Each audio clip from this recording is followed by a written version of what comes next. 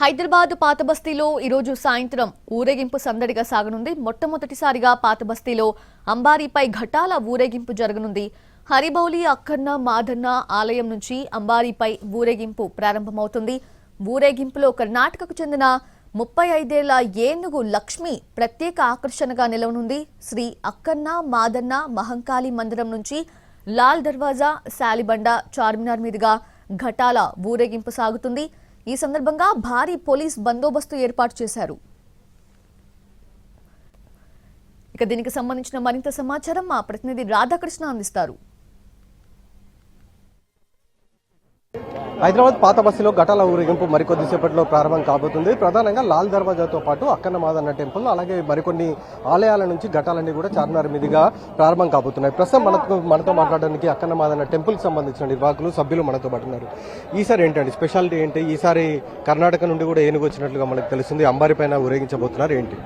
Sir, ఈసారి ప్రతిసారి లాగానే ఈసారి కూడా ఏనుగు అంబారిపై అమ్మవారి ఘట ఊరేగింపు మరికొద్దిసేపట్లో సాయంత్రం 4 గంటలకు హైదరాబాద్ నగర పోలీస్ కమిషనర్ సివి ఆనంద్ గారి చేతుల మీదుగా ప్రారంభం జరుగుతుంది. ఈ ఘట ఊరేగింపు అనేది ఈసారి కర్ణాటక నుంచి లక్ష్మి అనే 37 సంవత్సరాల ఏనుగుని తీసుకురావడం జరిగింది ఎండోమెంట్ శాఖ ద్వారా. ఎక్కడి నుండి తీసుకెళ్తారు? ఇక్కడ నుండి ఏ విధంగా ప్రారంభం కాబోతుంది?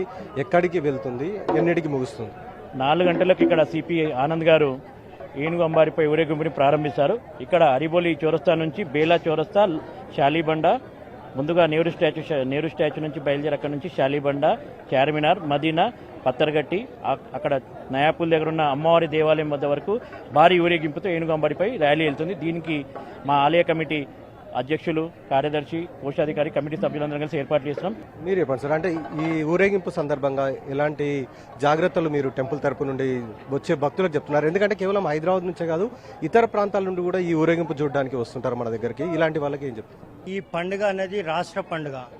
రాష్ట్రంలో ఉన్న గవర్నమెంటే ఈ పండుగను ఏ విధంగా నిర్వహించుకోవాలి, ఎలా సేఫ్టీ జోన్లో ఉండాలి అనేది నిర్ణయించి ఎంతో సదుపాయాలతో మన పోలీస్ బందోబస్తును కానీ, వాటర్ వర్క్సే కానీ, ఎలక్ట్రికల్ డిపార్ట్మెంటే కానీ, మున్సిపల్ డిపార్ట్మెంటే కానీ వాళ్ళందరినీ మాతో పాటు ఇన్వాల్వ్ చేసి ఈ పండుగను ఎంతో వైభవంగా నిర్వహించుకొని మన రాష్ట్ర పండుగను పైకి వివిధ రాష్ట్రాల్లో కూడా తెలియాలి. ఏంటి రాష్ట్ర పండుగ అంటే ఈ విధంగా అవుతుందా అని వాళ్ళకు కూడా దీని అవేర్నెస్ కావాలని ఉద్దేశంతో మా భక్తులు ఎవరైతే అమ్మవారి భక్తులు ఉన్నారో వారు ఎంతో భక్తి శ్రద్ధలతో ఈ పూజలు నిర్వహించి 11 రోజులు తర్వాత ఈ రోజు 10 రోజుల తర్వాత ఈరోజు 11వ రోజు అమ్మవారిని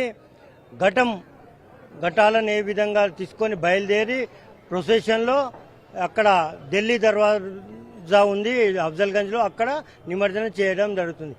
దీనికి ఉమ్మడి దేవాలయ ఊరేగింపు కమిటీ సభ్యులు ఎవరైతే ఇనిషియేటివ్ తీసుకొని దీన్ని ముందుకు సాగిస్తున్నారో వారికి మరియు ప్రభుత్వానికి మా అక్కన్న మాదన్న టెంపుల్ కమిటీ తరఫున ధన్యవాదాలు మీ ద్వారా తెలియపరుస్తున్నాము.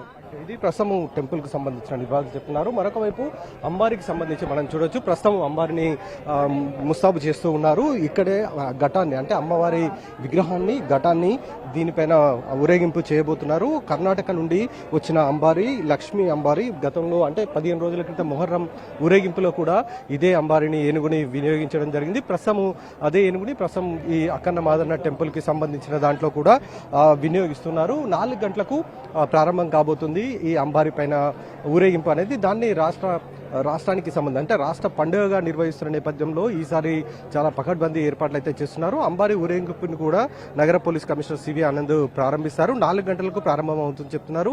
ప్రస్తుతం అక్కన్న మాదన్న టెంపుల్ హరిబౌలి నుండి నేరుగా చార్మినార్ మీదుగా డబీర్పుర దగ్గర ఉన్న మూసీ నది దగ్గర ఉన్న అమ్మవారి విగ్రహం, అమ్మవారి టెంపుల్ వరకు ఈ ఊరేగింపు అనేది కొనసాగుతుంది. అక్కడ ఘటాలను సమర్పించిన తర్వాత ఈ ఊరేగింపు అనేది క్లోజ్ అవ్వడం జరుగుతుంది. కెమెరా ప్రభాకర్తో రాధాకృష్ణ, హైదరాబాద్.